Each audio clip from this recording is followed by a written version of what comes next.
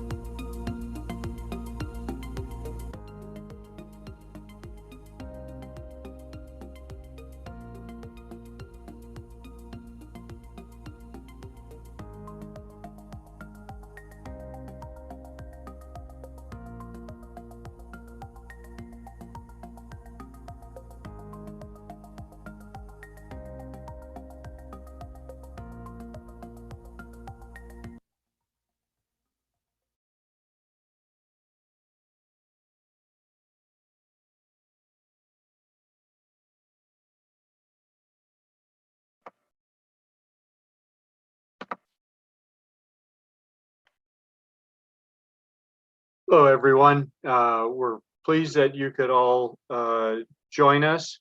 And we are, as we get started, I just want to make sure everyone knows that if you have any questions during the webinar, you can type them into the Q&A box down at the bottom of your Zoom screen, and we will address these during the Q&A session following the panelist presentations. I'm Kevin Fitzsimmons, co-founder and one of the judges for the F3 initiative and our contests. And we'd like to thank everybody for joining us today for the emerging trends in alternative feeds for shrimp. This is the 6th in our series of monthly F3 webinars that we're hosting on the latest advances in aquaculture feed ingredients to replace fish meal and fish oil. And why do we need these ingredients, these replacements? Well, as I think everybody here knows, wild caught fish are a declining resource, and without replacements, aquaculture would be severely bottlenecked and could not grow to feed a world of 9 billion people. But replacements are just around the corner or already here. Our seminars feature the most promising ingredients so that aquaculture can continue to grow sustainably. Our first webinars looked at different alternative ingredients, insects, single cell proteins, algae, soy products. And just as a reminder, recordings of these webinars are available at f3meeting.com at our website. Now we're taking a look at trends in the use of alternative ingredients and feeds for the biggest users of fish meal and fish oil, which are the salmonids, the shrimp, and other carnivorous fish species. Our last webinar focused on feeds for salmonids, and today's webinar will focus on the use of alternative ingredients and feeds for shrimp. Before we get started, I'd just like to make a quick announcement that the new registration deadline for the F3 Challenge Carnivore Edition has been announced, and participants may continue to register until September 15th of this year. And please check our website, f3challenge.org, for updates.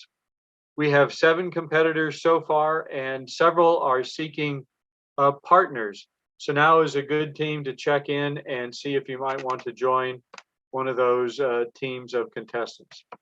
So let's go ahead and get started. Our first speaker is Dr. Ewan McLean. He's an aquaculture consultant and one of the advisors for the F3 feed research trials. Ewan has over 30 years of experience in aquaculture and fisheries and over 200 publications. He has contributed to the authoring of national and international guidelines on environmental monitoring for aquaculture and has co-organized several regional, national, and even international symposia. We're thankful to have Ewan on the F3 team, and we look forward to his presentation on recent F3 trials as well as other research on shrimp feeds. So Alex, please, let's bring on Ewan.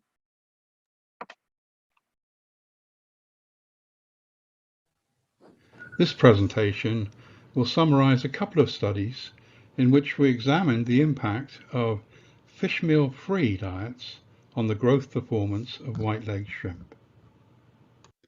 The studies that I'll describe after this slide are by no means unique.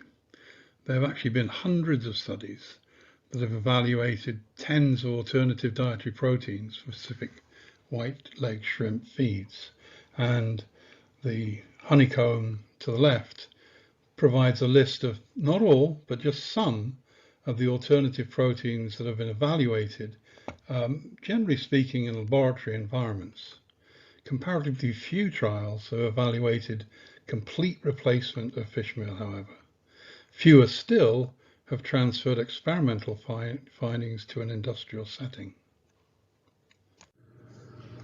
A trial that we completed last year, which is noted in the reference to the left of the slide, examined various terrestrial proteins as substitutes for fishmeal in blends for Pacific white-legged shrimp feed. 5 diets are formulated to contain fishmeal as a positive control, poultry byproduct meal, fermented soybean meal, and a negative soy control, and a fishmeal-free diet. The Mr. Feed is a product that uses a fermentation of organic waste and byproduct system. A control commercial feed was used as well. Evaluation of all the feeds' essential amino acid profiles illustrated that most matched or exceeded the essential amino acid profiles of the fishmeal, which is the yellow line in the diagram. Growth responses from the shrimp also indicated that the dietary essential amino acids were sufficient. SPF shrimp were held in a recirculating aquaculture system. The tanks had a 350-litre operational volume, and 50 shrimp were delivered to each tank randomly. Tanks were then randomly assigned to one of the 6 diets, and each tank was covered and equipped with an individual biofilter and aeration. Shrimp were fed 4 times daily to satiation for 2 months. After the 8-week trial, no differences were recorded between groups for growth or survival. We are now in the middle of a farm-based trial to determine whether the fish-free feeds can compete under field conditions. Another trial I'd like to draw your attention to relates to an organic yeast-based protein that replaced fishmeal in diets for Pacific white shrimp. The trial employed an AHAB recirculating system. 5 SPF shrimp were distributed into each aquarium and fed ad libitum for 42 days, and with excess feed removal every 24 hours. Aquaria were randomly assigned to one of 2 groups, either a 35% crude protein ground shrimp ration or a yeast wall-based protein in which the fishmeal was replaced on a unit protein basis. There were no differences in water quality, and at trial end we found no significant differences between groups in terms of body mass gain, survival, or specific growth rate. Following on from the successful lab trials with our yeast-based diet, we wanted to see whether or not it was possible to obtain similar results, similar performance from the shrimp in a more commercial or industrialized setting. And so between 2004 and 2006, we undertook 3 trials at Permian Sea Organics in Imperial, Texas. The results of these studies are summarized in the reference noted to the left of the slide.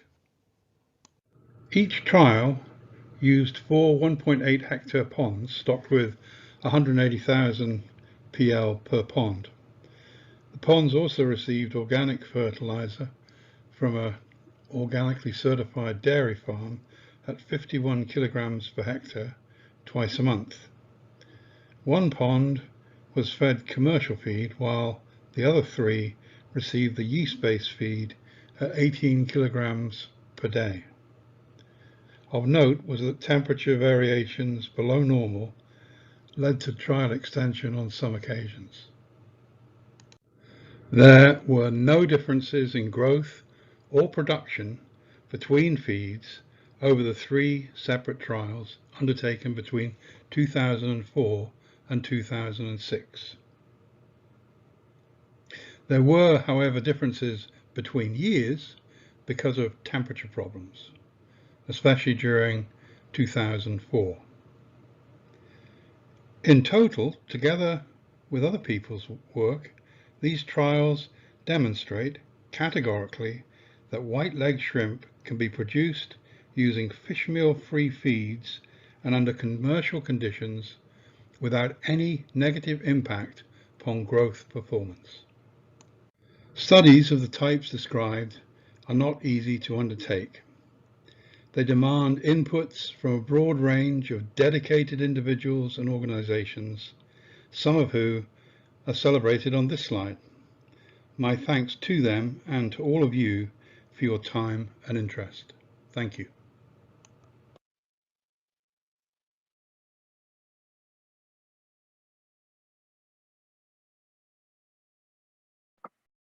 Thank you, and we really appreciate that. Thank you. Our next person up is Dr. Loc Tran, who is the founder and director of Shrimp Vet Laboratory in Vietnam. Loc leads a team of more than 70 researchers in shrimp health management, focusing on genetics, breeding, seed production, diagnostics, and disease management, as well as farm techniques. Loc received his PhD in aquaculture pathology from the University of Arizona, where he was instrumental in identification of EMS, early mortality syndrome, and the development of diagnostic tools used for on-farm management. Thanks for joining us today, Loc, and let's hear the latest on your work.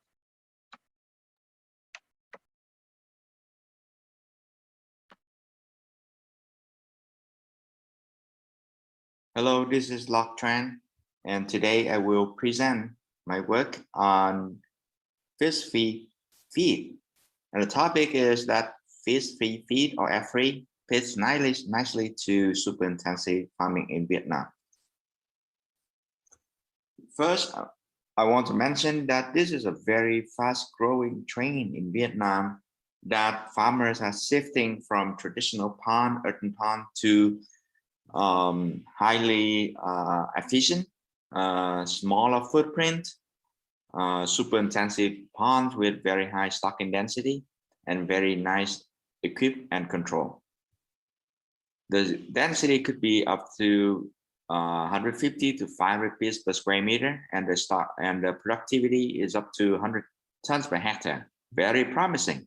However, there's a lot of challenges that we're facing.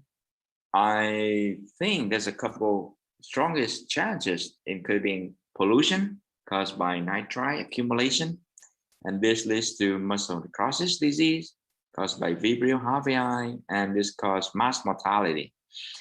And other diseases like EMS, APEN, white physis disease, high production cost due to the cost of water exchange, and high FCR.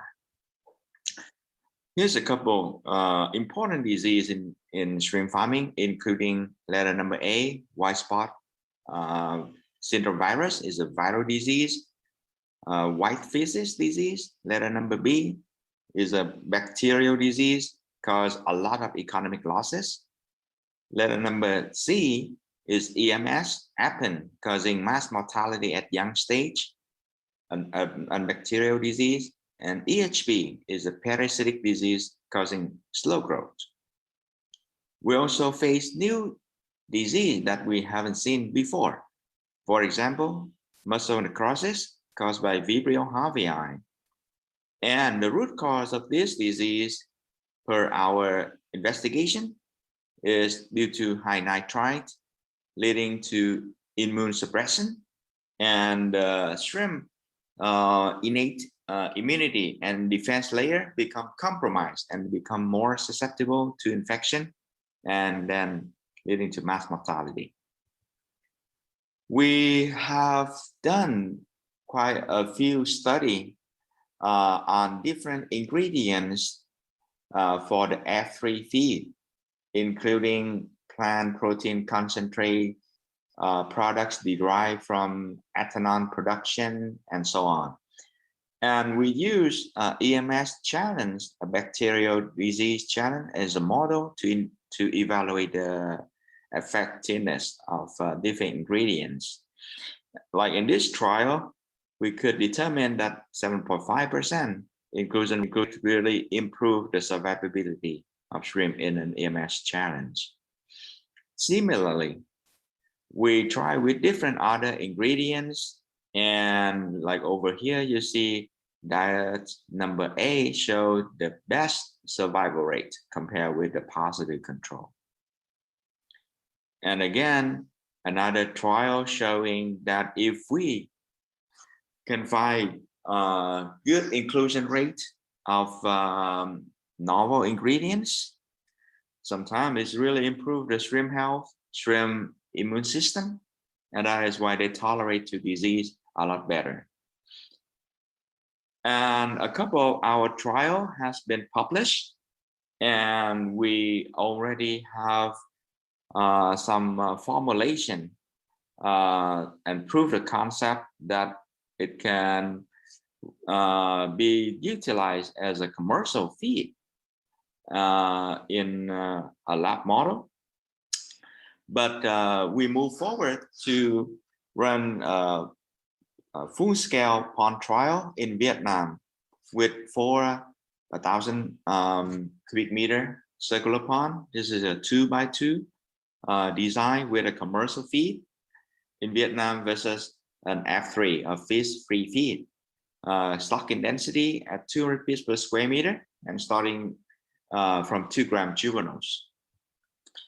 And the result after 7 weeks of feeding was very interesting, with a clear improved growth rate of the F3 feed with an ADG of 0.45 compared with the commercial feed at 0.36. And we have just weighed the shrimp yesterday, and the 2 pound of F3 reached 22 something grams, and the commercial feed reached about 18 point something grams per animal. And so it's a clear improvement of about 23% in terms of growth. And when we check for the shrimp flesh quality, it seems that the shrimp fed with F3 feed is more fattened. And that is why you may see in this photo, the shrimp in the F3 seems to have full flesh underneath the carapace and the shell. However, the shrimp in the commercial feed seems to be a little bit loose.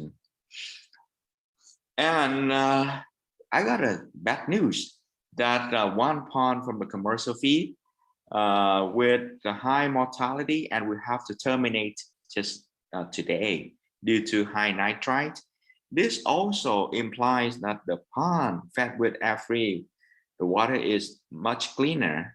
I don't present the data of nitrite here, but so far as in our record, that the air-free feed will confer much cleaner water. So the take-home message from our trial is that there have been several ingredients have been discovered that can improve shrimp digestibility, availability of micronutrient in feed, and the tolerance and stress to stress and diseases. Shrimp need nutrient to grow. They just don't care about the source of nutrient. And with better formulation, I strongly believe that can improve growth, survival rate, productivity, profit, and very importantly, it may reduce pollution. So I think fish-free feed is absolutely realistic, and it can adapt nicely to super intensive farming. And a lot of industry people in Vietnam are really looking forward to receiving air-free feed in Vietnam. Thank you. Thank you, Locke. And I also want to put in a good word for one of those 70 researchers, who is my lovely wife, who's helping with some of that research. So thank you again, Locke. Another reminder that if you have any questions during the webinar, please type them into the Q&A box at the bottom of your screen, and we will address them during the Q&A session. So moving on, we actually have two speakers from PT Suritani Pemuka, STP, Aquaculture Division of JAPFA Group in Indonesia. And they're going to be tag teaming on our next presentation. And so we have Ardi Budiono, who's the president and director, and Dr. Erwin Suwendi, who's the head of nutrition and feed technology. Ardi has been with the JAPFA group for over 20 years and has led the aquaculture division of JAPFA since 2017. Erwin currently leads the nutrition formulation and quality control, as well as research development for STP. STP operates 5 feed mills across Indonesia and has an annual production capacity of 400,000 tons per year. We're excited to hear about STP JAPFA's experience with alternative ingredients. So let's hear it from them. Alex, please.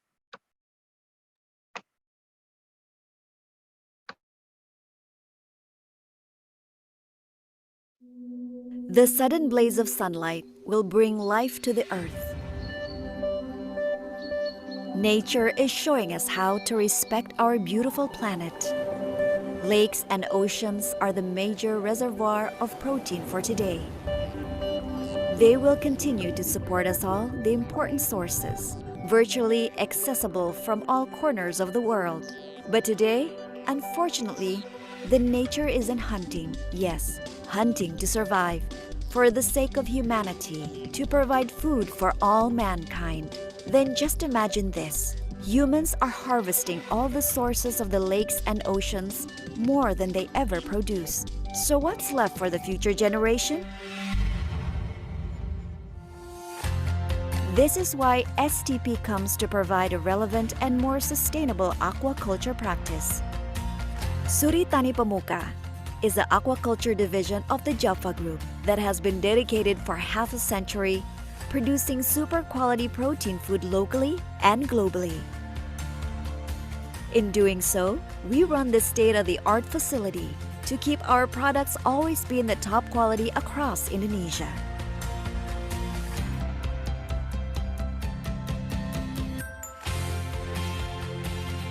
Our aqua feed mills develop the highest feed formula through advanced technology to produce an optimal performance for the feed under its diverse aquaculture conditions.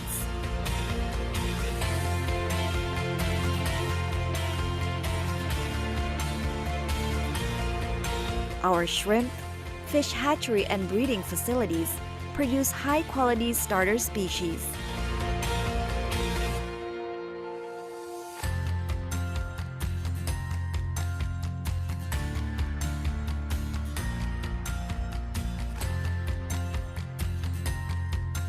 Our facilities is supported by high-end equipment that operates a responsible, sustainable operation, and implements biosecurity that propose continuity to ensure that our products are disease and virus-free.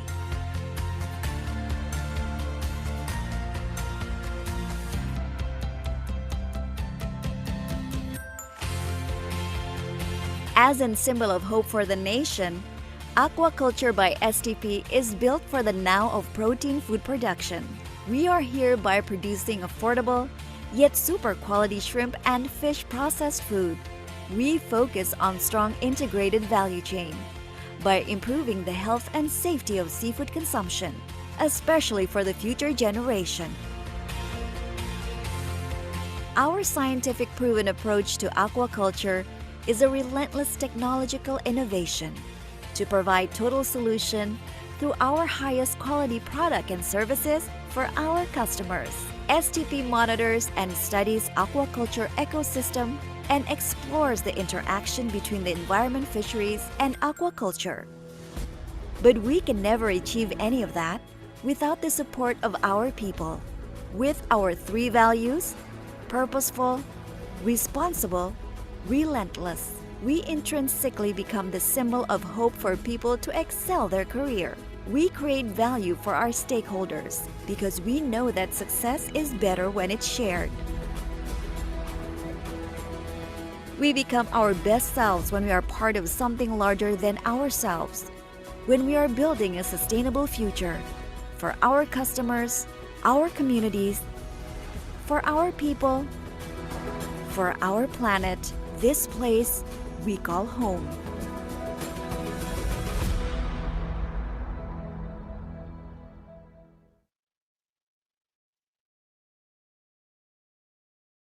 First of all, I'd like to say thank you to F3 for giving STP a chance to be able to join and participate in this virtual event. I believe this is the second time STP participate in F3 event, and we are very much delighted to be part of it again. My name is Adi Budiono. I am the President Director of STP. It's an aquaculture division of Java Group. And I'm here today with my colleagues Erwin Swendi, who will be joining later to present our initiative and journey towards sustainable feed products. STP is aquaculture division of Java, where our main business focus in aquafeed, hatchery, grow-out farming, and also seafood processing. Since 1987, we have been producing a wide range of aquafeed products.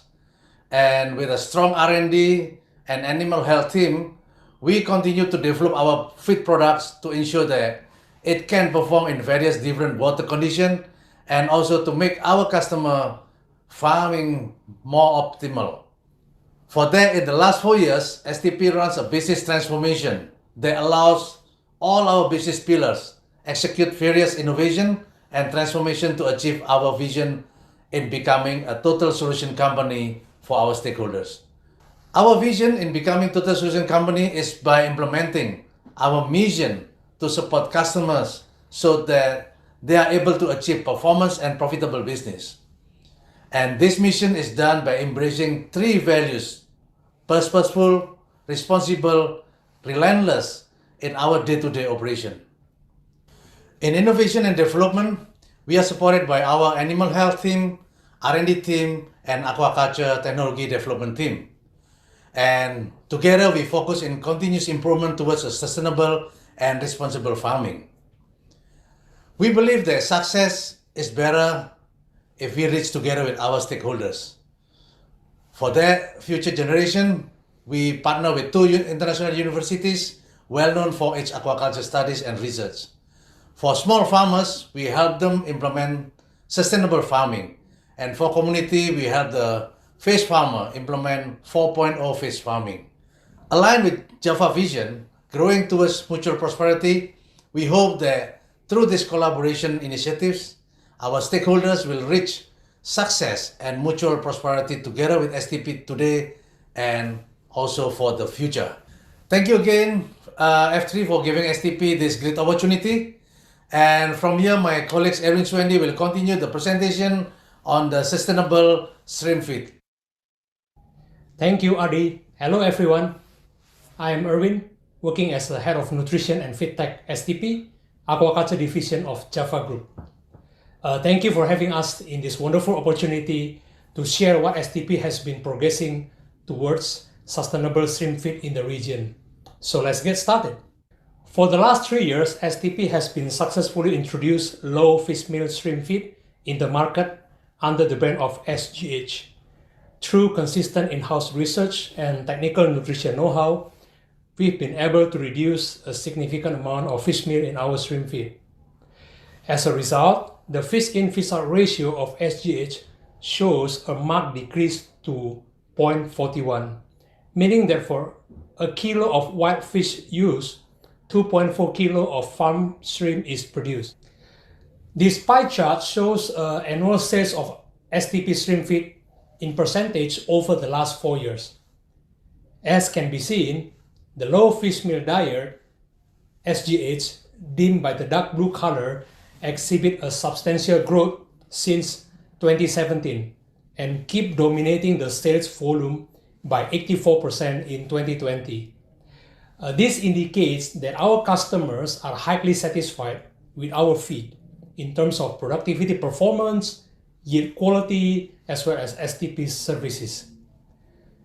Java Aquaculture Research Stations, or JARS, that's how we name it, as our core nutrition research center. We've been working with local and international universities as well as stakeholders to perform feeding trials over a different scheme from indoor to pilot scale until applied into commercial farm. We conduct a wide range of studies such as assessment of ingredient digestibility for shrimp, growth and nutrient utilizations, as well as product positioning of current feed in the market. And that brings us to the end. I would like to thank you for your time and attention today, and we look forward to having a fruitful discussion afterward. Thank you. Thank you, Artie and Erwin, both of you. And so our next speaker is Jennifer Ko, who is the Chief of Technology Development and the Sustainability Officer for GrowBest Group. Jennifer has been with GrowBest since 1992 and has held numerous positions supporting the animal health and business management groups, as well as the ingredient development team. GrowBest is committed to developing innovative products to support safe and sustainable aquaculture, and they operate a cutting-edge R&D program. Their animal feed production is 800,000 metric tons per year, and we look forward to hearing their take on alternative ingredients in shrimp feeds. So please, Jennifer.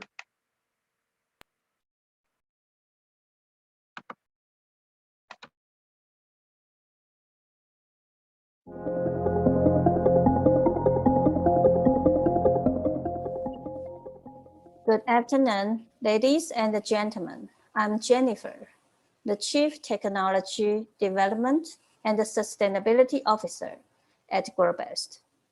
Many thanks to the organizer for the opportunity to share our views on the development of sustainable feed products. GrowBest was established in 1974. Our core business is aquatic animal nutrition and animal health. More than 45 years, we provide aquatic feed products to the aquaculture industry. The philosophy for GrowBest research and development is learn from the nature and respect nature. We devoted to supply feed products to support safe and sustainable aquaculture. Over decades, aquatic feed products have largely depended on marine resources and soil productions. Both fishery products and soil products provide quality protein and oil from human consumption as well. The world production has increased rapidly in recent years, so the demands for food have increased dramatically. With the challenges of limited land for cultivation and the overfishing issues in the ocean, the need to find alternatives for more sustainable feed products has become essential for a sustainable aquaculture industry. There is a lot of research being done on alternatives that include traditional ingredients and novel ingredients. We now know the production of novel ingredients has a lower carbon footprint and is more environmentally friendly. This has attracted lots of attention. However, the challenges are mostly on the availability in large volumes and at an affordable cost. We have recently seen the production technology for some novel ingredients has improved. So more potential novel ingredients are being commercialized and are available in the market. Most of them are good alternatives to being included in aquatic feed products. Robust organized a novel ingredient development team in 2019 to search for and evaluate using alternatives without compromising animal health or feed cost. Our aim is to look for marine protein alternatives, oil alternatives, and plant protein alternatives to achieve our goal for more sustainable feed products. We have conducted a lot of animal trials to evaluate the performance of different novel ingredients on shrimp and fish. The indicators we consider when using alternatives include nutritional value, digestibility, palatability, amino acid balance, fatty acid balance, minerals, as well as animal growth, survival rate, and animal health. From the findings we have, some novel ingredients do perform well. More trials needed to be done to further evaluate the efficiency of potential novel ingredients.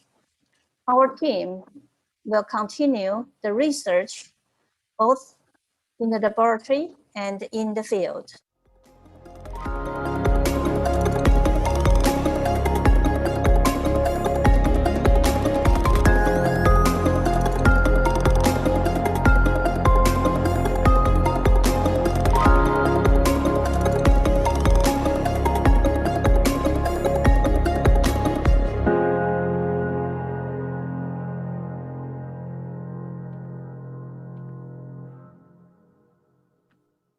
Thank you, Jennifer. So our next speaker is Alexandra Vier. Alexander is the shrimp nutritionist for Gold Coin Group. Alexander has experience working across sectors with government, private organizations, and researchers on animal nutrition and sustainable solutions for aquaculture. Now with Gold Coin, he's working to formulate efficient and sustainable shrimp feeds. Gold Coin is a pioneer in the manufacturing of scientifically based animal feed in Asia and produces 4.2 million metric tons of feed annually, including 60,000 metric tons of shrimp feed. So thank you for joining us, Alexander. We're eager to hear more.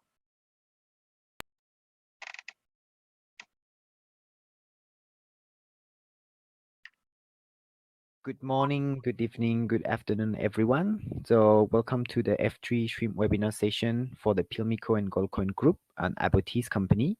I will introduce the group a little bit. So the group is mainly present in Asia with a 30 facility over 9 countries. The overall feed group production is around 4.2 million metric tons. This includes livestock, pet, duck, and also aquafeeds. The shrimp specific volume is around 60,000 metric tons a year. This shrimp feed is made in order to adapt to each customer needs, because this is the company core value to produce something according to customer specific requirement. Every country has different requirements, so it's our duty to adapt. In order to adapt, we have produced two very specific types of feeds. One is a non-GMO and or non-soybean meal containing diets. So this one is to support farmers who have certified their production to non-GMO or selling them to a label, green label or red label to Europe that requires such informations. The second one is also some country have negative feedbacks or have fear towards soybean meal. So we answer their fear or their questions, and we are able to produce for them a non-soybean meal made diet. The second big feed is the biofloc and semi-floc special feeds. The idea is to improve the water quality while still providing a fast-growing diet for the shrimps. And all this is made in accordance with the BAP certified, the BAP certification that we all our feed mill have.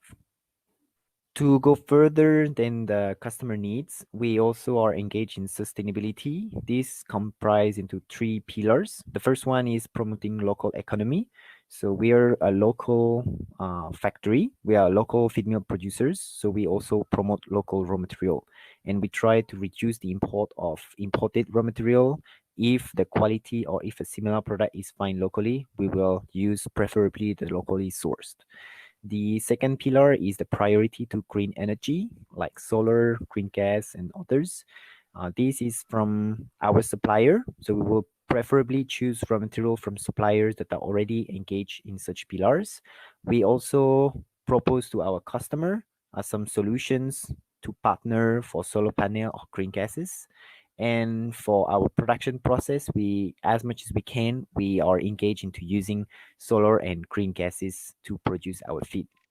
The third pillar would be the use of alternative raw material that are more environmental friendly, like the seaweeds. Why seaweeds? Because they are naturally grow on the sea out of the ammonia and phosphor pollutions of the oceans, and they will transform it into available protein for the shrimps or for other types of animals. The insects are towards the fish meal replacement, and the processed animal protein are preferred because they already come from their wastes from the animal industry. So rather than burning those wastes, if they can have a second life cycle, then it would be better for the overall environment. All this comes with some challenge, especially when it's come to the customer point of view, in terms of availability and also the perceptions. Perception-wise, the main issue for the processed animal protein is the mad cow disease that leads to the strict restriction on the use of PAP in animal feeds, especially in Europe, where the sellers are very reticent into selling animal or meat product that are fed processed animal protein. There is a lot to do to improve this buyer perspective. The other issue would be with the insect protein, which still have a low availability and a high price compared to fish meal. And aside from that, the import permit in most countries is quite restrictive and quite long and not yet established, meaning that to get those protein is actually not a simple things. So thanks for joining this session. I will be pleased to discuss more and answer your question regarding the Pilmico Gold Coin Group. Thanks.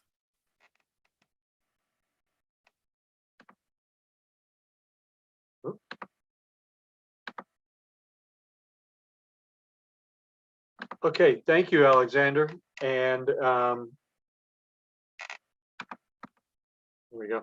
Our next speaker is Robbins McIntosh, who is the Executive Vice President for CP Foods. Robbins has been involved in international shrimp farming and technology development since 1978. He joined CP Foods in 2001 and was tasked with revitalizing their shrimp culture through environmentally conscious technologies. CP Foods is the largest producer of shrimp feed in the world, with greater than 800,000 tons of annual production. On behalf of CP Foods, Robbins is now helping launch Homegrown Shrimp USA, which is currently operating a hatchery to provide fast-growing post larvae to the USA and Europe, and will soon begin harvesting fresh shrimp for the market. So let's please hear from Robbins.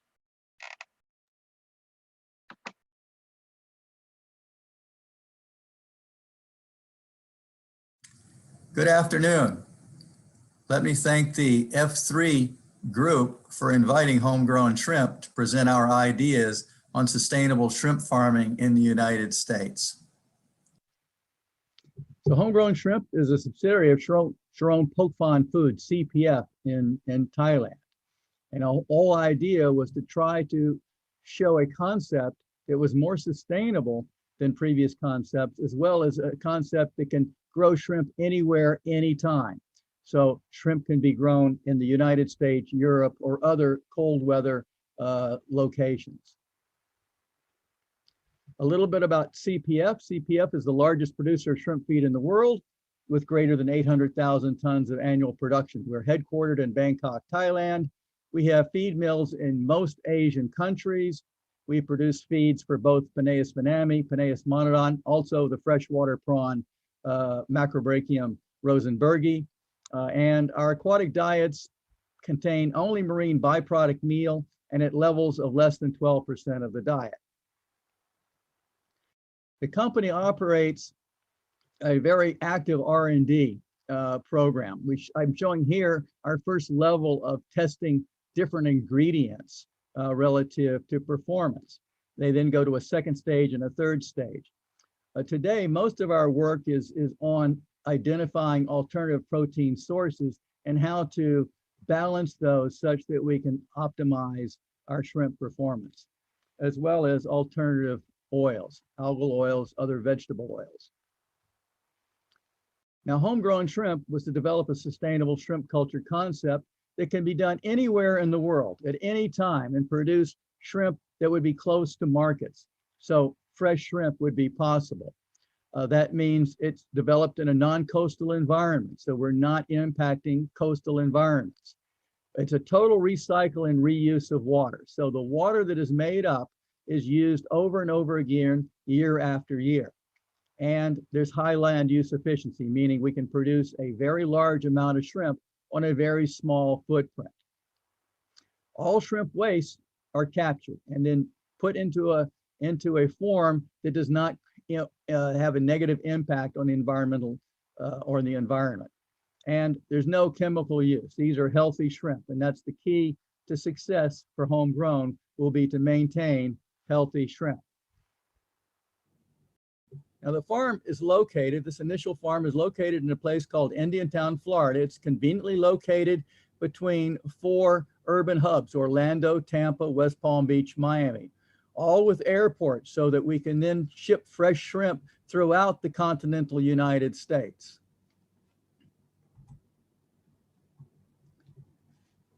Now the farm is currently under construction. We have an operating hatchery that is producing high quality post larvae and sells to both Europe and the United States today.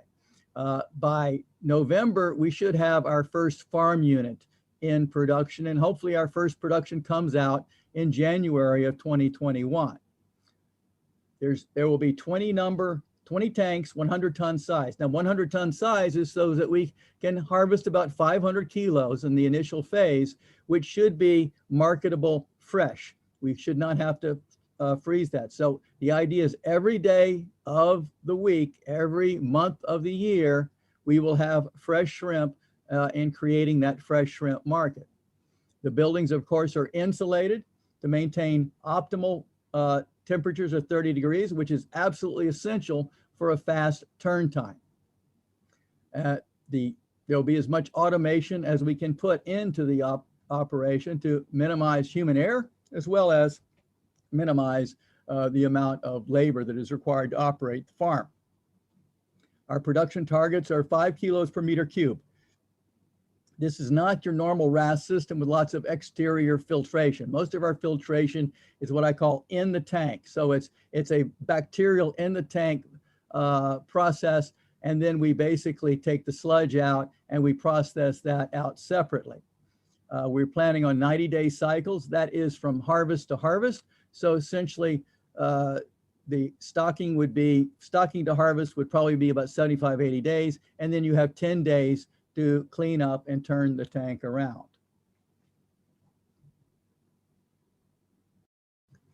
Again, one of the important features will be zero waste and zero discharge water to the environment. So the solid waste or the slurries will be dehydrated such that that waste can then be properly disposed of in a way that does not impact the environment. Now, we recognize that feed is a very important part of the sustainable story. And so we're developing a special feed for homegrown that will have zero marine meal, zero animal protein, and minimize agriculture land products such as soybean. We want to use only vegetable oils and algal oils.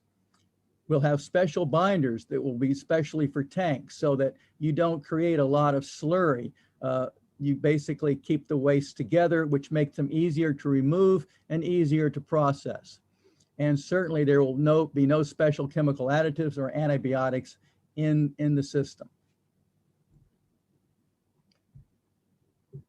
Now, in conjunction to the feed, we're also developing a special shrimp to utilize that feed. And we've had that program going since 2013. And on the right, I show the results of that improvement and how you can use genetic selection to improve shrimp lines, for use of vegetable diets. So in 2013, this top blue line is our normal commercial line we call Turbo on our normal commercial feed. This blue line is basically, at this point, this is Turbo, and then we start selecting it for all vegetable protein, and you can see we can close the gap. And right now, the performance of the vegetable diet is very close to the performance of Turbo on a diet that has marine meals. So in conclusion, homegrown is going to be only fresh. It's going to be all natural fish, shrimp. We have had one harvest. Last summer, we did a trial just to see what the shrimp and what the reception in the market would be. We had very good reception to this idea of all natural, no antibiotics, no chemical, and no ocean. So we are not impacting oceans with the production of the shrimp. And again, just to thank you, here shows a picture of some of what we call our celebrity chefs that came out. And we had a day of testing and looking around at the homegrown concept. And again, from the sustainable chef community, they really appreciate the work that's being done at homegrown shrimp. And thank you.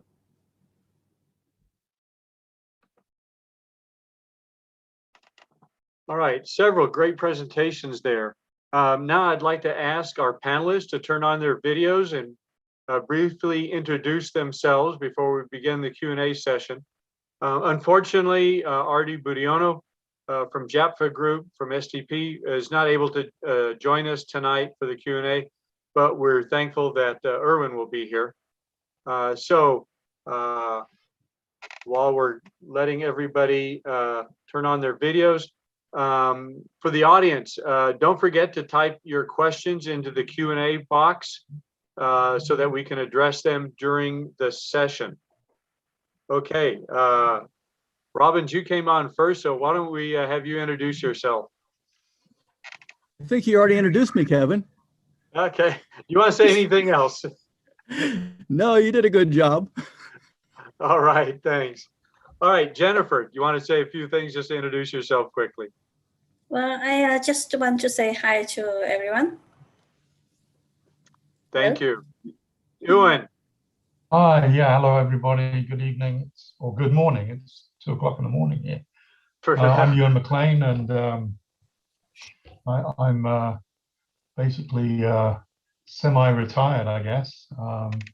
But I've been involved in aquaculture for 30 years in different ways and means in terms of training and so on. So I look forward to having some questions maybe that I can answer. That's great. Okay. Alexander. we didn't get to see your face before, so we appreciate you meeting you now. Okay, so here is my face. Thanks for inviting me for this very nice seminar. Thanks. All right. And Erwin, good to see you again. Yeah, hi Kevin. Hi everyone. Good morning, good afternoon, good evening. Yeah, thank you for having us in this wonderful opportunity to share what we have been doing. Yeah, looking forward for the discussion. Thank you. Okay, thank you. All right. So let me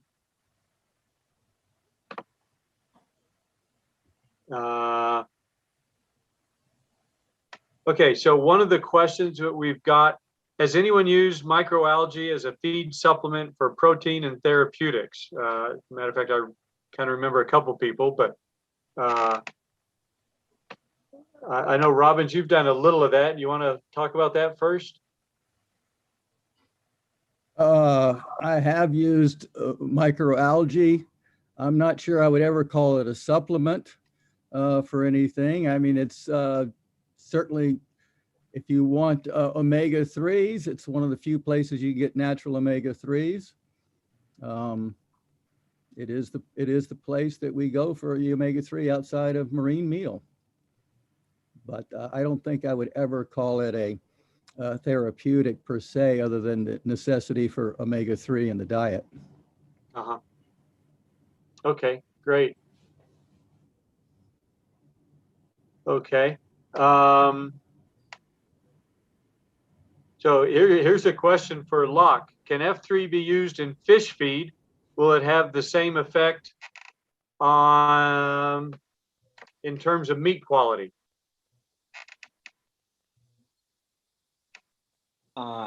First, we tried the taste test with the shrimp, and the taste was really good. So there's no complaint.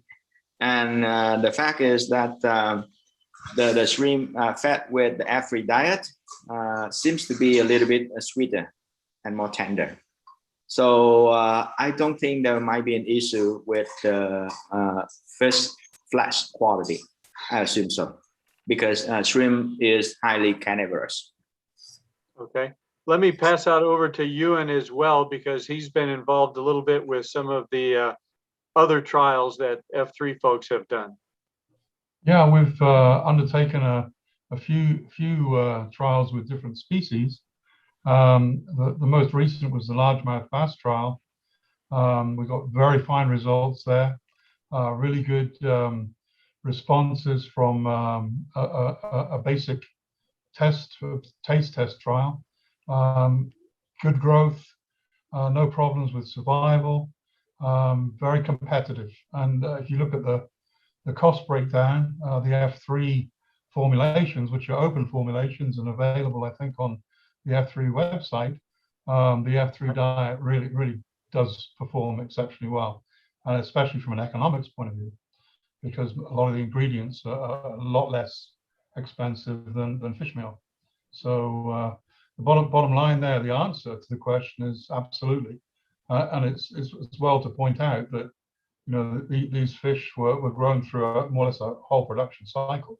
So we're really excited by the results we've got, and that there are other pieces of research with pompano, and I think there's some stuff they've done in Hawaii with Campeche, which has also provided really good results. Great, thank you. So Erwin, we've got a comment question here. STP provides a lot of support to shrimp farmers. What are they saying about alternative ingredients?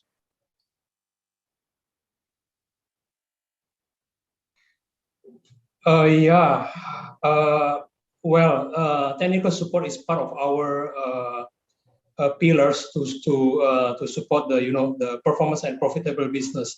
So alternative ingredient is actually one of our direction that we are trying to reduce the marine ingredients in our formulation. So as long as the farmers can get the performance and shrimp health, then that's the way we should go. Okay, good, thank you. Jennifer, we've got a question for you. What are the sustainability pillars of your company, and what is your take on sustainable shrimp feeds? Well, Group has established a sustainability platform, which include many directions, dimensions. For example, like the responsible sourcing, supply chain, and also the human rights. As to the sustainable product, that would be one major area on our platform. And our efforts to provide more sustainable feed products is to develop a fish-free and also a soil-free feed in the future. So now our team is exploring and also evaluating all the ingredients available in the market or still in the pilot production. So in the past 2 or 3 years, we have done lots of trials. And up to now, I can say that we have got good findings. It is possible to replace 100% fish meal in shrimp feed and also in marine fish feed. This is the finding up to now. And I think the most challenging area is to replace soy products. So this would be my comments. Did I answer your question? I think you did. I hope the person who submitted it got it. So, okay, Alexander, with regard to including alternative ingredients in shrimp feeds, is Goldcoin interested in this more for supply chain security or due to factors like pressure from farmers or cost or disease? Yes, of course. We are farmer-oriented or customer-oriented producers, so we understand them and we try to support them as much as we can. On the side of, for example, I mentioned about the biofloc. So biofloc or semi-floc are a technology that is developing in some countries. So we try to adjust our formula to make the best, like to have the best support we can have from the feed for the environment in the water and as well as for the shrimp, while maximizing the profit of the farmer.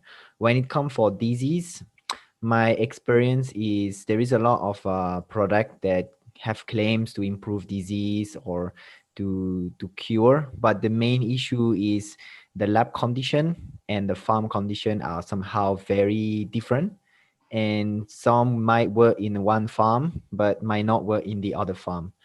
So in this health side, I would be very cautious as saying that we can 100% provide a solution to the customer. Okay, great. Thank you. Robbins, we have another question about your new operation about the shrimp waste. And is after you've dried it, is the shrimp waste reused, the water recycled, or is it just disposed of, the solid waste? Oh, I think you're still on mute.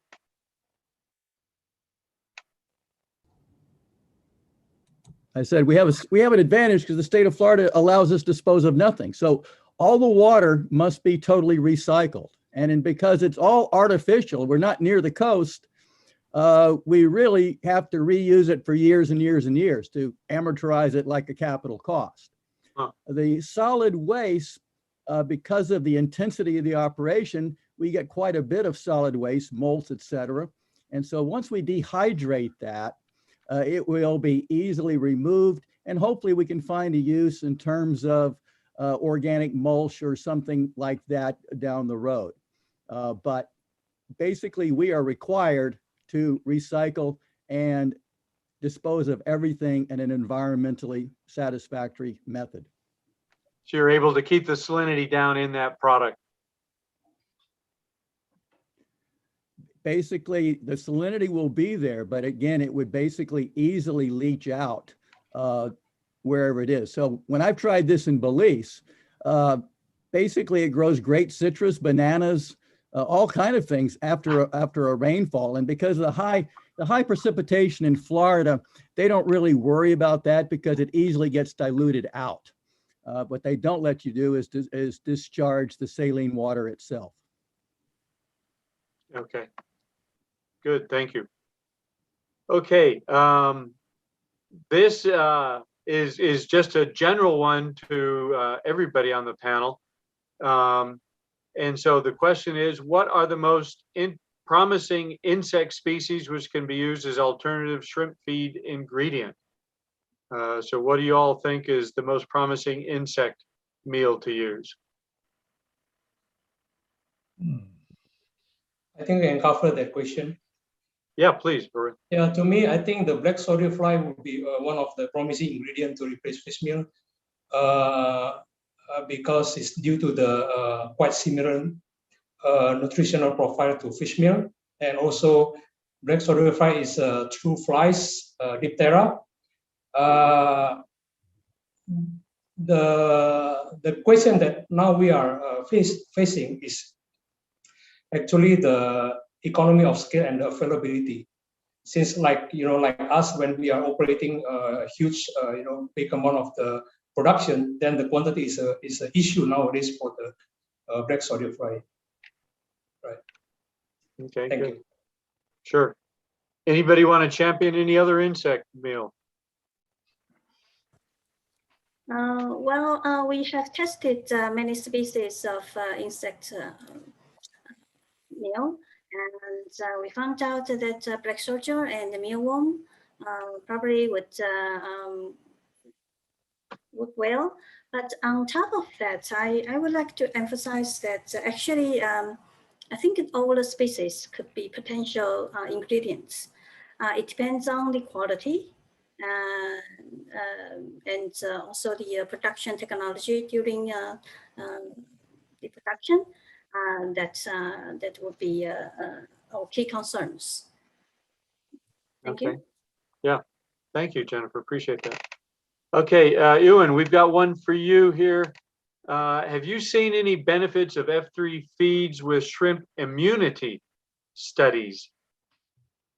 Well, the study we did together with Locke Trans. So Locke has covered this. This was an F3 trial that was collaborative, and I think he's covered that in his talk very well.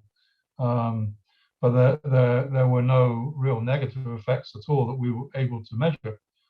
This is something that does concern me, though, because when you look at different alternate proteins in diets, especially with fish, probably also with shrimp, you do get these reports of negative effects upon the gut and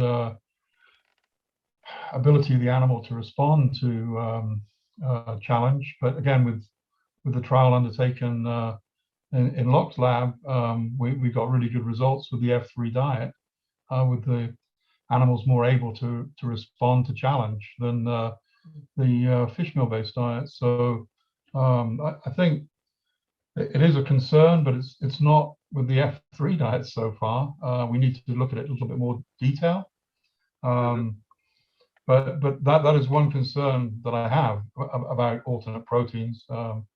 When the soybean meal and salmon, for example, were a good example of bad news, really. But then the combination of immunostimulants and alternate proteins is something that we need to look at in a more quantitative way, I think, in the future, whether it be for shrimp or for fish or any other aquatic organism. Okay. So let me expand upon that. There's another question for Locke. Can the potential health or immune effects of alternative ingredients balance out cost implications to make some alternative feeds or ingredients more economical?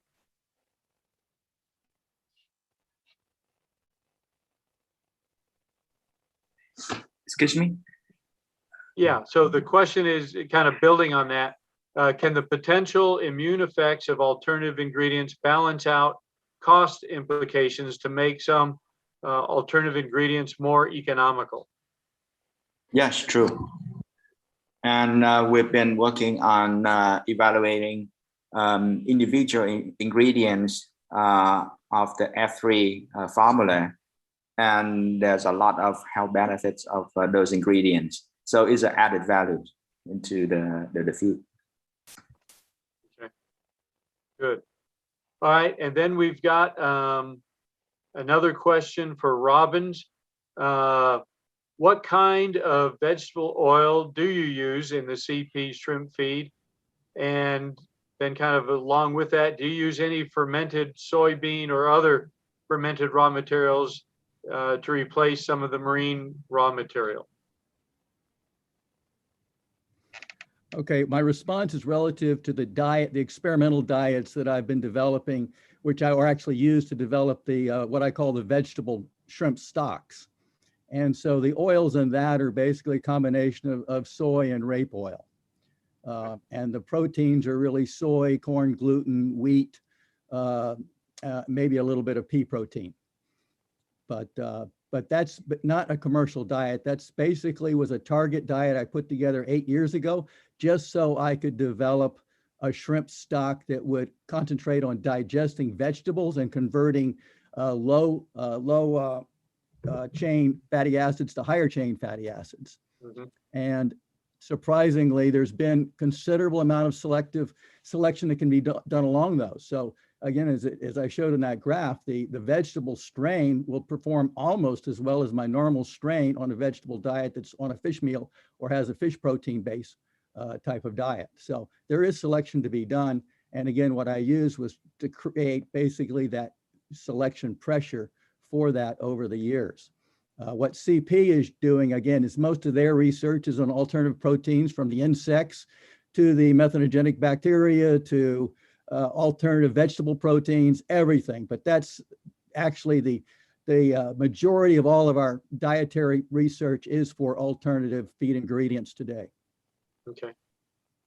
All right, thank you. Alexander, what does your work with Gold Coin looking at nutrient digestibility with some of these alternative proteins that you guys are looking at? We know that's a big concern, and just curious of what you guys are looking at and what the impact on nutrient digestibility is.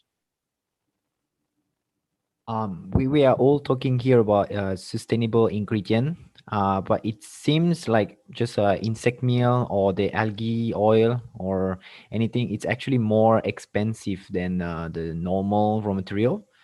So developing a fully sustainable or a shrimp fish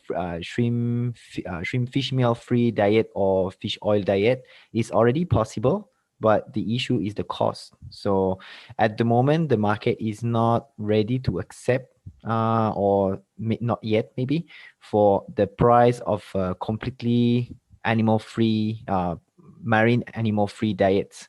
But the system and the template already exists. So if we want to provide a non-fish meal, this is possible, but the cost we need to supplement to maintain the digestibility, the amino acid requirement that we lack in our current fish meal free diet, then this will add on the cost. So we do already know that fish meal free diet are available. We do know the side back on the digestibility, but to compensate, the cost is sometimes not relevant for the end customer. Okay. And so here's kind of a follow-on question that just popped up.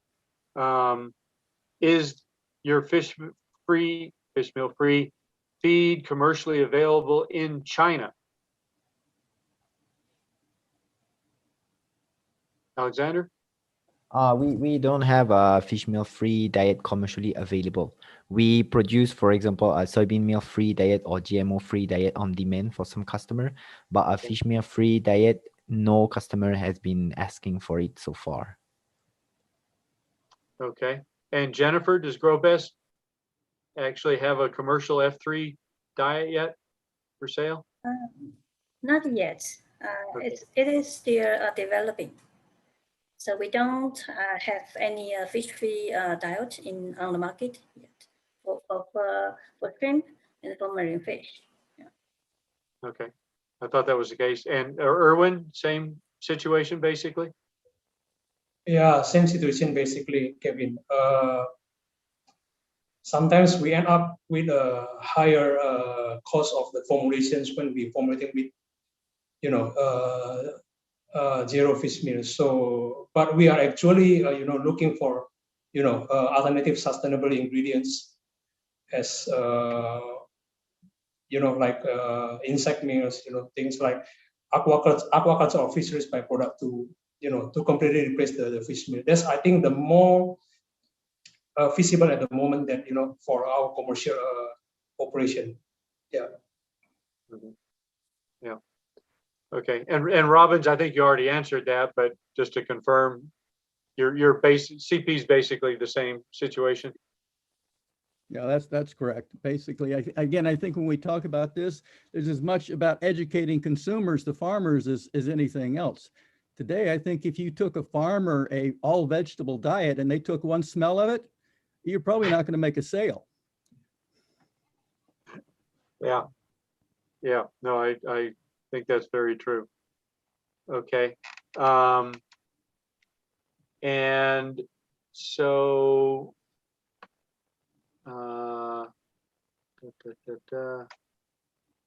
Kevin, if I yes, may go ahead. add something, Please. to go on with the Robin answers, the consumer also would be quite not so happy to know that he pay more expensive shrimp that is a fed vegetarian. I don't think in the head of the consumer, like the end consumer, a vegetarian shrimp should be more expensive than fish meal fed shrimp. So there is also a lot to do in the end consumer point of view, and toward the sustainable ingredient, the use of byproduct fish meal, for example, is as sustainable as using other byproducts because it's already coming from it's an existing waste that is transformed into a product. So I think the key for sustainability, rather than focusing on 100% plant-based diet, would be more on a various or diversity in the raw material. I agree with that. I mean, again, I think in terms of what I would be doing with an all vegetable diet, it would be for a niche market for a few consumers that really wanted all vegetarian, but it's not for the main market. The main market has got to be from diets that are competitive and yet are sustainable. So it's using byproducts and other relative ingredients to make the lowest cost diet that is sustainable, but not just with the definition, it's got to be all vegetable. Yeah.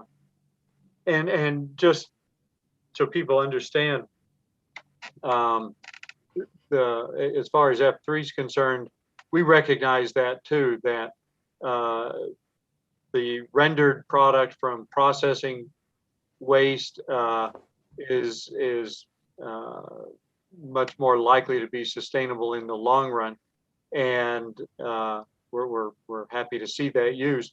But for our contest purposes, there's no way for us to determine whether that fish meal is coming from wild caught fish or rendered product from processing byproduct.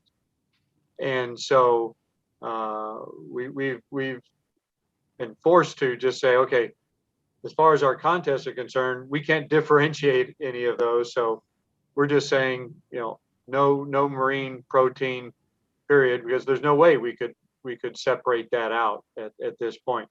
At some time in the future, maybe we could with better DNA fingerprint type work.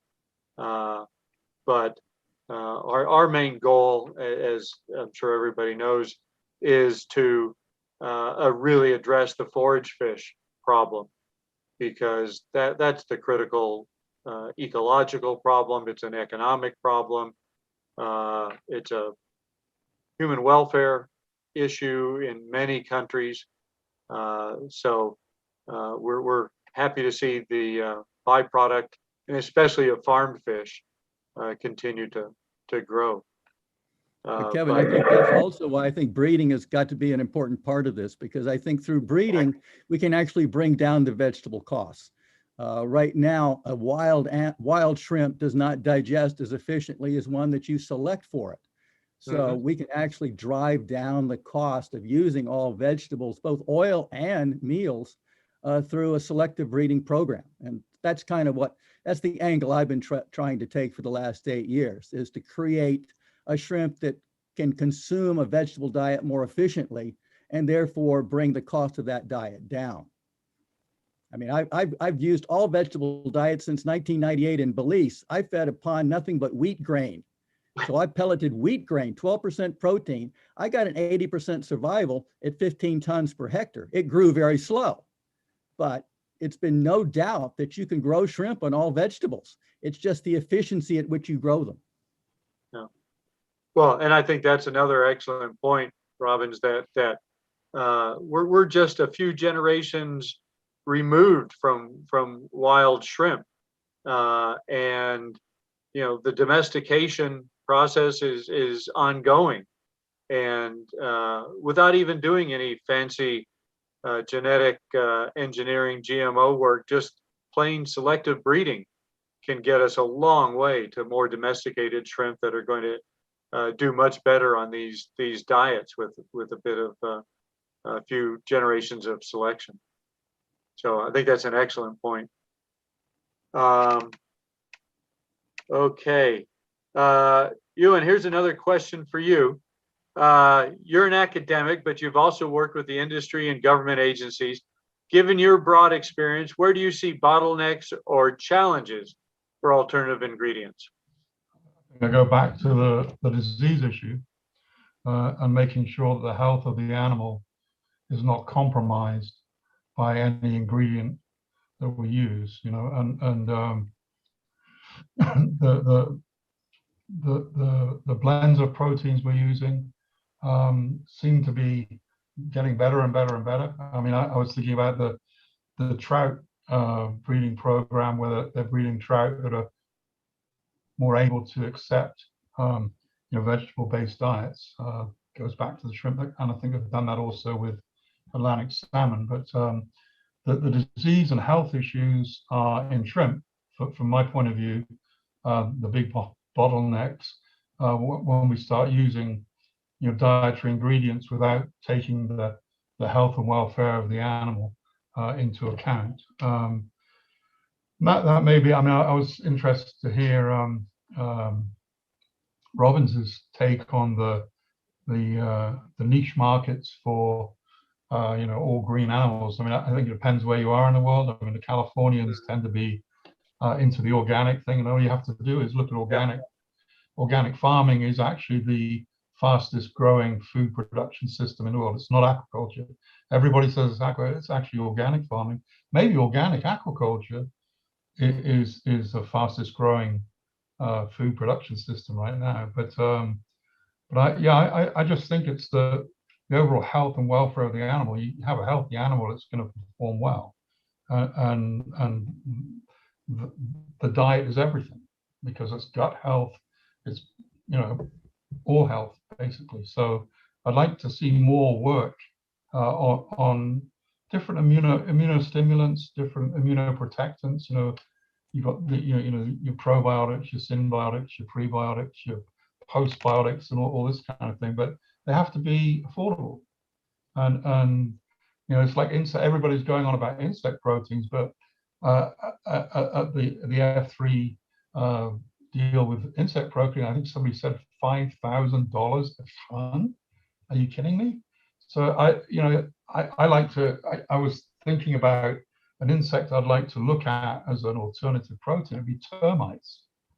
I mean, a female termite lays 1 million eggs a day or something, and so that's one insect we really should be looking at very seriously. But at the same time, it's the oil issue. The algal oil is very interesting to me.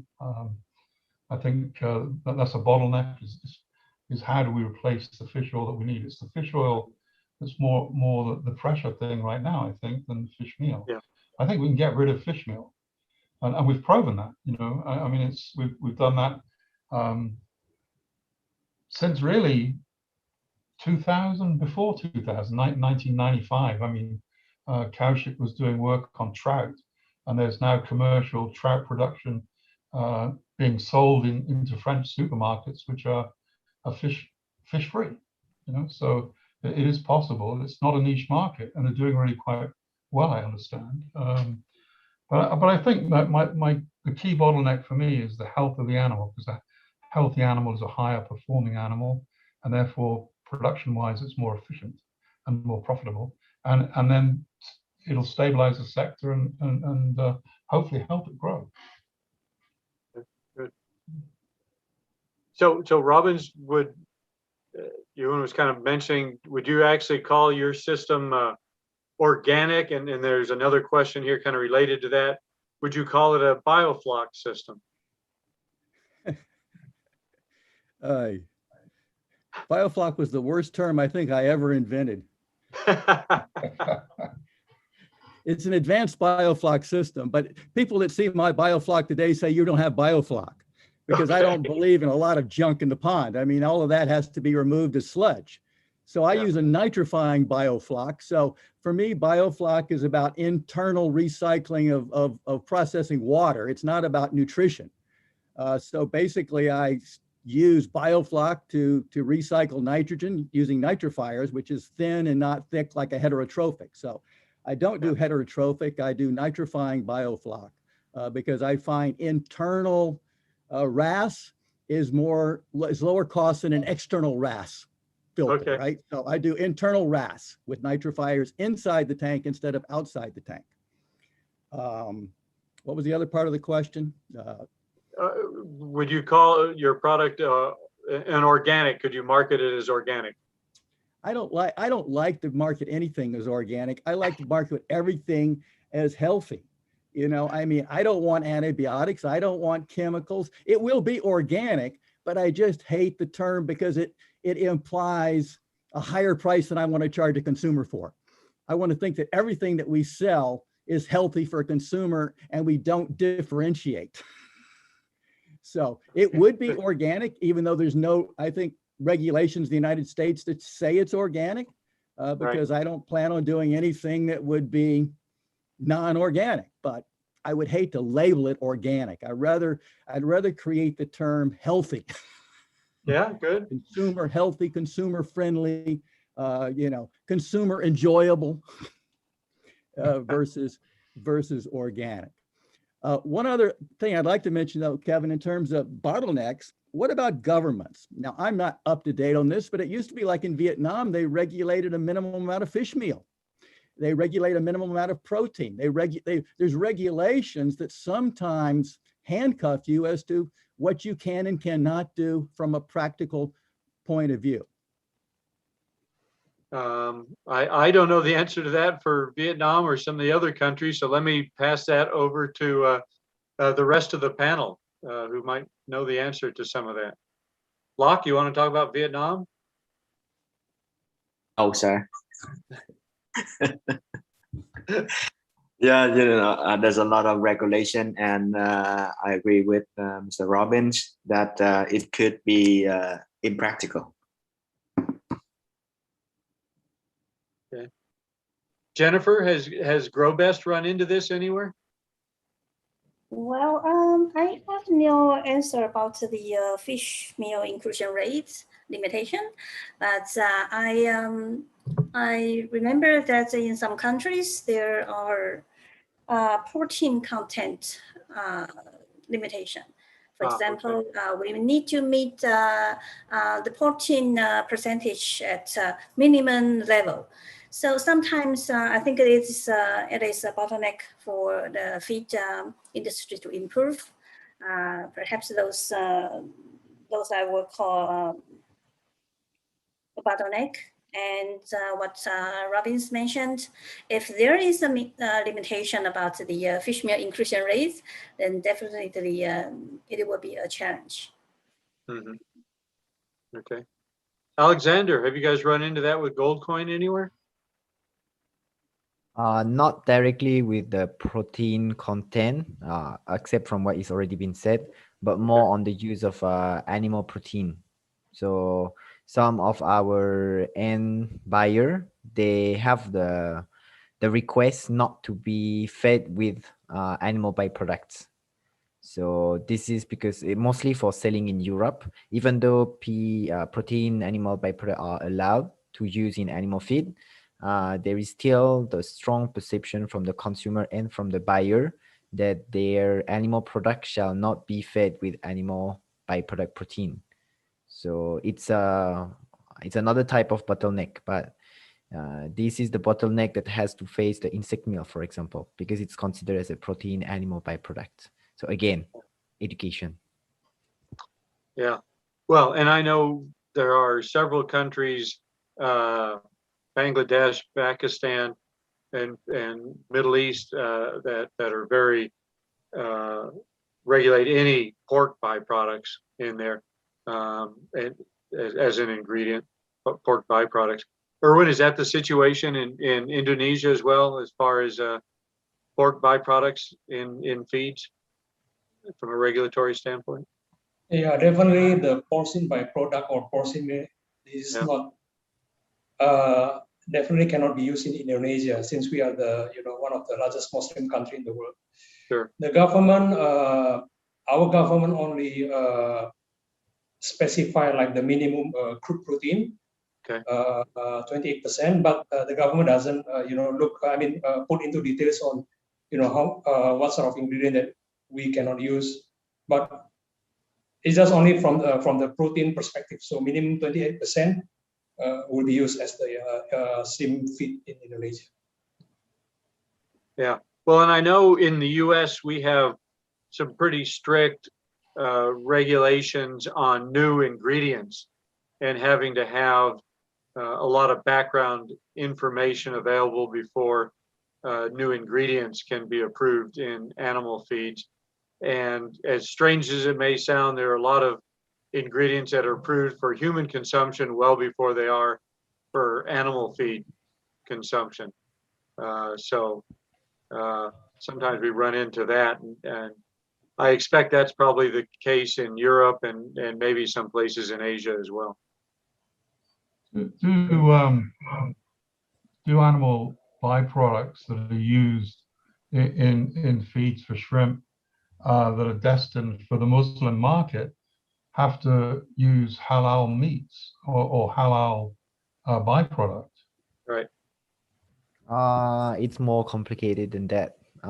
If you follow the true halal way, then it's pulled animal byproduct are by definition haram. So if you sell to Middle East, you cannot use any of the blood meal or the animal byproduct.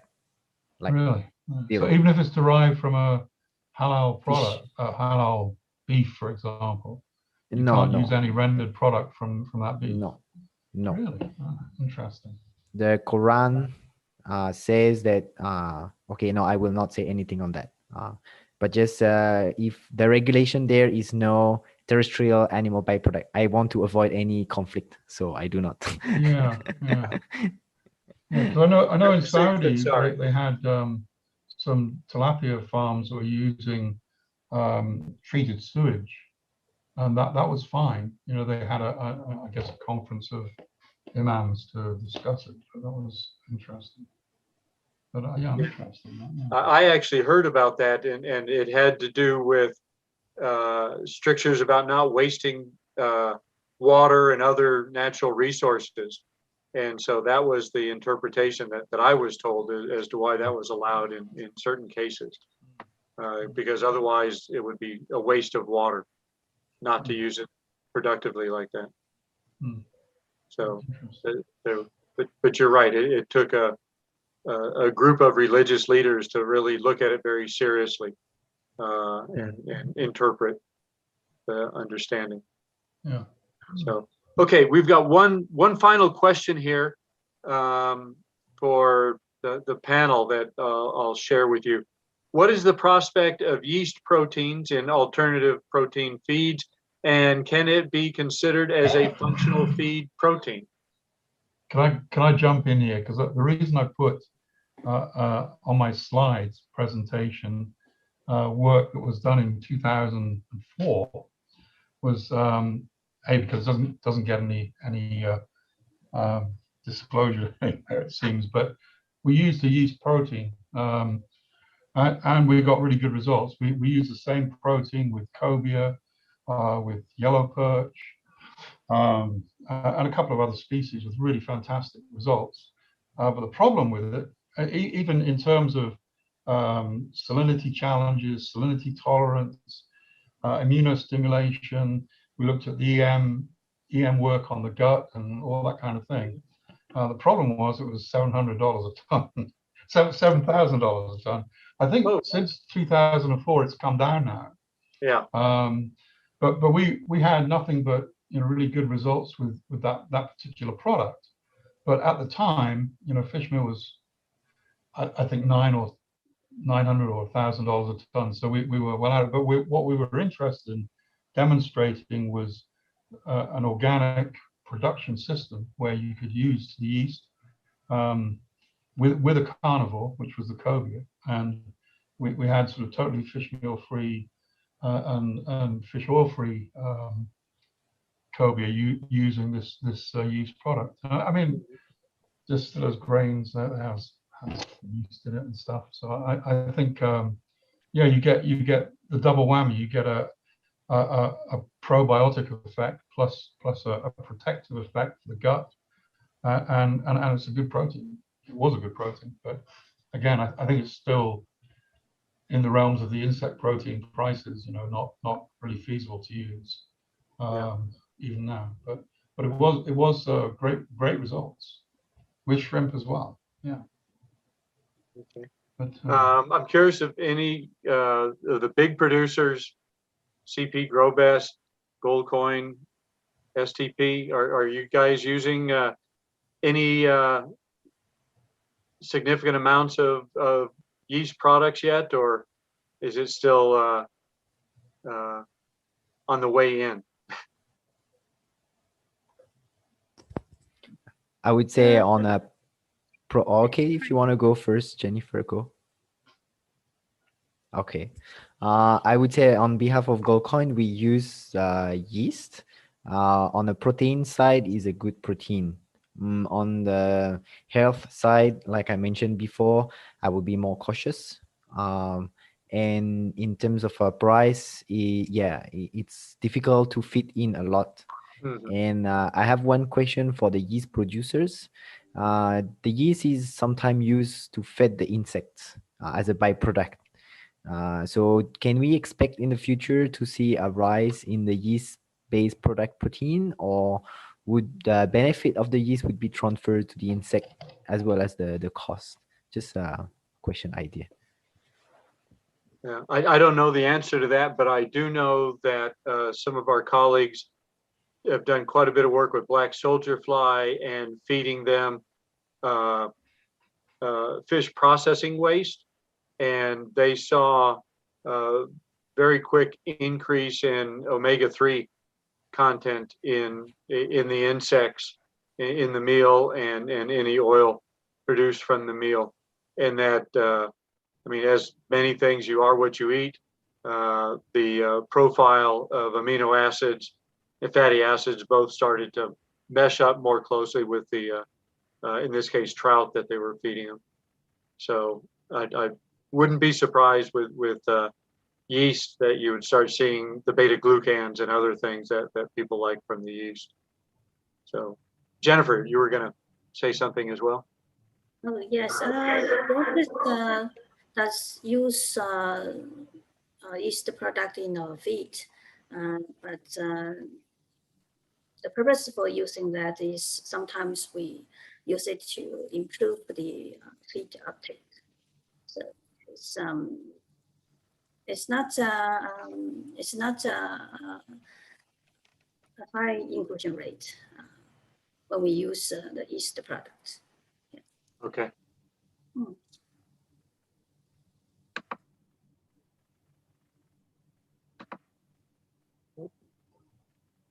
And Erwin, do you have anything to add to that of what STP is doing? Oh, well, basically there are three different kind of yeast, right? Inactive dried yeast, the autolyzed one, and then the hydrolyzed yeast. So we use the hydrolyzed one specific for the functional feed. We see more benefit on incorporating the functional feed as one of the immune enhancer for the specific type of the feed. But we don't use the inactive one due to the, as already Alex mentioned, that cost effective is not met in our programs. So still it's not competitive as compared to the to the common ingredient like the soybean meal or processed animal protein. Yeah. Okay. Well, thank you all very much. We've run a little bit over our time already. So I want to thank everybody, and special thanks to Loctron for being so kind to my wife and helping take care of her over there, which is greatly appreciated till she gets finished with her interview at the embassy and can come on back to the States. So anyways, thank you again for all your informative presentations. I'd like to mention that our global audience today included over 36,700 people. So we want to remind everybody to get registered for the F3 Carnivore Edition if you haven't already. And you can go to f3challenge.org for more details. I want to thank everyone for joining us for the seminar today. And please join us for our next webinar on emerging trends in alternative feeds for carnivorous fish, which will be August 19th, 5 a.m. GMT, 1 p.m. Beijing time. And we'd also like to have everybody just take another minute or two to watch our closing video from F3. So thank you. And if Alex would play the final. Thanks, Kevin.